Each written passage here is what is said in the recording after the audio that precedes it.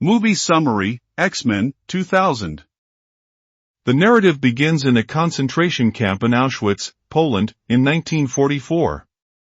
Eric Lenscher is separated from his parents by the Nazis. When he attempts to return after the gates have been shut, he is held back by 4 guards. The gates unexpectedly begin to bend inward toward the group, as if drawn by a magnetic pull. Eric Lenscher is subsequently struck unconscious by another guard. In Meridian, Mississippi, the not-too-distant future, a young girl named Marie is studying with her boyfriend David at her house. They embrace and kiss, which causes David to lose consciousness and nearly die. Marie screams as her mother arrives. Marie's father instructs his wife to call for an ambulance. In the United States Senate, Senator Robert Kelly seeks to implement a Mutant Registration Act, which would compel mutants to disclose their identities and powers publicly.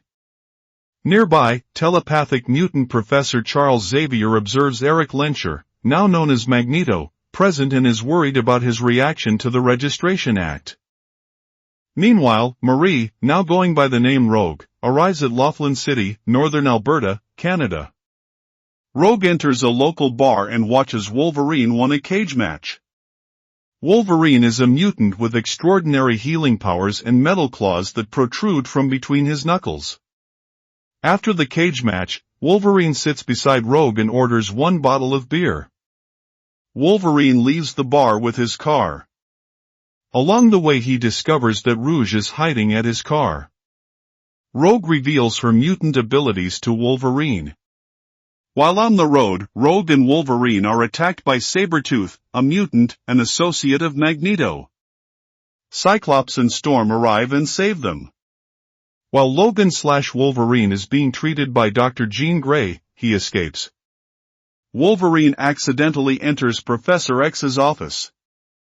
Professor Charles Xavier explains that Wolverine is in his school for the gifted, for the mutants. Wolverine is safe there from Magneto.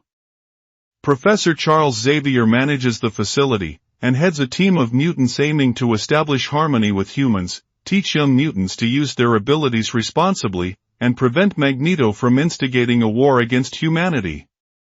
Meanwhile, Rogue joins the school as a new student and develops feelings for cryokinetic mutant Bobby Drake. Dr. Jean Grey explains that the metal on Wolverine's hand is made of alloy called adamantium. Wolverine has uncharted regenerative capability which enables him to heal rapidly. Mystique and Toad capture Senator Kelly, taking him to their secret location on the undiscovered island of Genosha. Magneto uses Senator Kelly as a test subject for a device fueled by his magnetic powers that creates a field of radiation, provoking mutations in ordinary humans. Utilizing his newly acquired mutation, Senator Kelly subsequently makes his escape. Rogue comes to see Wolverine during the night while he is experiencing a nightmare. Alarmed, Wolverine unintentionally stabs Rogue. Rogue successfully absorbs Wolverine's healing power and heals. Mystique, posing as Bobby Drake, subsequently persuades Rogue that Charles Xavier is upset with her and that she needs to depart from the school. Charles Xavier employs Cerebro to find Rogue at a train station. Wolverine takes Cyclops' motorcycle and searches for Rogue. Meanwhile, Mystique infiltrates Cerebro and undermines the device. At the train station, Wolverine persuades a downcast Rogue to remain with Charles Xavier. Before they can depart, Magneto appears and neutralizes Wolverine. Magneto, Toad, and Sabretooth take Rogue. Though Charles Xavier tries to impede Magneto by mentally controlling Sabretooth, he is compelled to relinquish his control when Magneto menaces the police that have gathered at the station, permitting the Brotherhood to flee with Rogue. Senator Kelly arrives at the school, and Charles Xavier reads his mind to discover details about Magneto's machine.